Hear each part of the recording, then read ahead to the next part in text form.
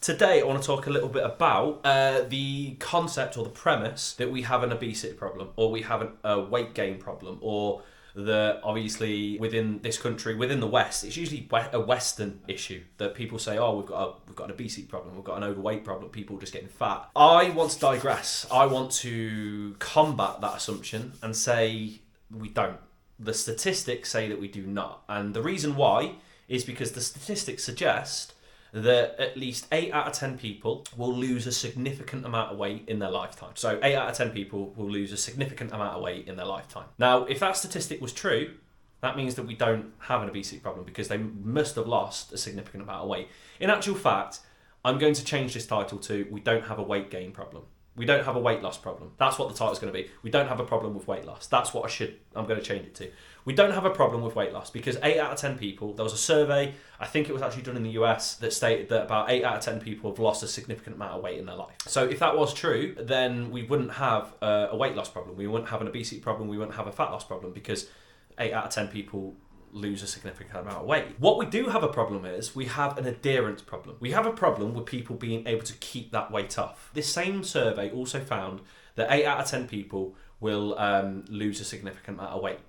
7 out of 10 people will put that weight back on. So we don't have a weight loss problem, we have an adherence problem. We have something whereby people cannot stick to the diet in which they're trying to do, and they cannot keep the weight off which they lose. And this brings me on to exactly how we can help combat that, or how you can help combat that personally. So the majority of people who try and lose weight don't actually struggle with weight loss. They don't struggle with it. If you want to lose weight, you can easily, eat fuck all day, eat nothing but dust, eat 1,000 calories below your deficit, whatever it is, and you will lose a lot of weight in a short amount of time. Technically speaking, if you eat 1,000 calorie deficit, you will lose a pound in about 3.5 days. That's the general assumption, right? And that's based on the fact that there's about 3,500 calories in 1 pound of body fat. So if you create a 1,000 calorie deficit, 3.5 days you will lose a pound. Happy days. But creating a 1,000 calorie deficit is very, very, very hard to sustain for a long enough time. The majority of people who try and approach weight loss in a very restrictive, very, very rigid, very, very aggressive way will lose a lot of weight in a very, very short amount of time.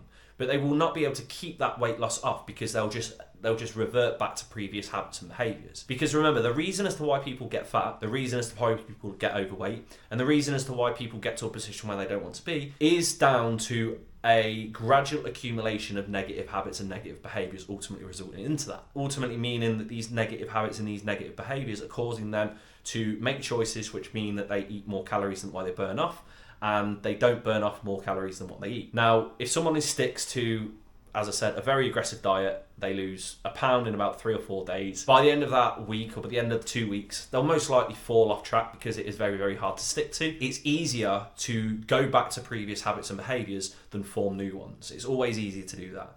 Like if you have a certain behaviour or a certain habit that you do, it's easier just to fall back onto that one when you have no habits rather than, just form new ones, which is why people tend to go back to smoking, because instead of creating a new habit, instead of creating new behaviours, they just revert back to old ones. Even though they want to be able to quit smoking, they fall back onto smoking because it is a previous habit that they've got. And this is what people do. They, as I said, keep up this journey, keep up this weight loss for 3 or 4 days or even a week. They fall off track, and because they're out of balance, because they're out of rhythm, they fall back on previous habits and previous behaviours.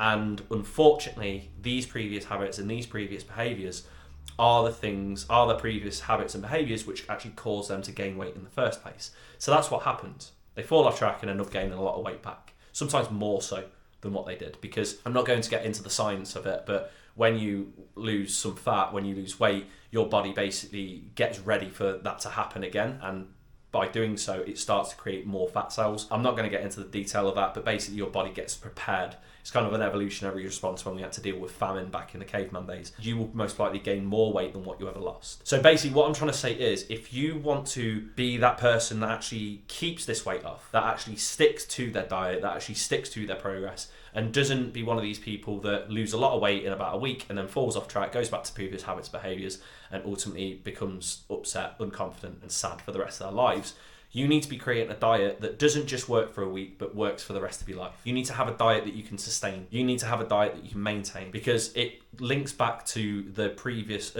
another statement that I like hearing quite a lot, where people say, I tried this diet last time and it worked. If that diet really did work last time, then why is there a last time? Because a diet should work indefinitely rather than just for a set amount of time. For people listening on the podcast, Alex has just made a really, really good point. We never lose fat cells. We never lose fat cells, they just shrink. Because if we lose fat cells, then we'd have nothing to store excess calories in. We'd have nothing to insulate it. We'd have nothing to act as protection.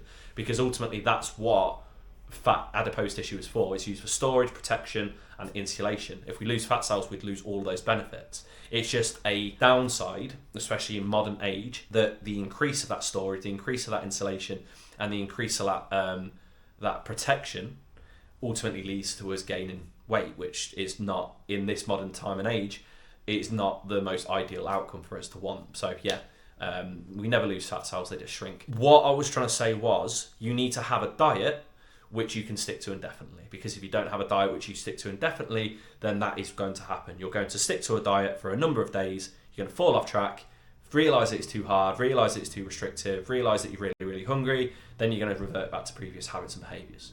If you want to lose weight, but lose weight for the rest of your life, which you can sustain, and in my honest, biased opinion, you need to try and find a diet which doesn't feel like a diet. Because if you have a diet that doesn't feel like a diet, you will never feel restricted, you will never feel uncomfortable, and you will never feel like shit again, and the fat loss will happen as a natural process of you just sticking to it. We don't have a weight loss problem, we don't have an obesity problem, we have an adherence problem, we have a sustainability problem. I hope that helps and I hope that makes sense. If you have any more questions for me, please feel free to send them through to my Instagram at k.p_health. If you have any requirements for any of my guides, including my Ultimate Eating Out Guide, my 5-ingredient recipe book, and my free alcohol cheat sheet, please feel free to send them through to my email, kieran@kphealth.co.uk, and I'll send them through to you ASAP. In the meantime, have a lovely rest of your day, have a lovely rest of your week, and I'll speak to you again very, very soon. Take care and have a good one.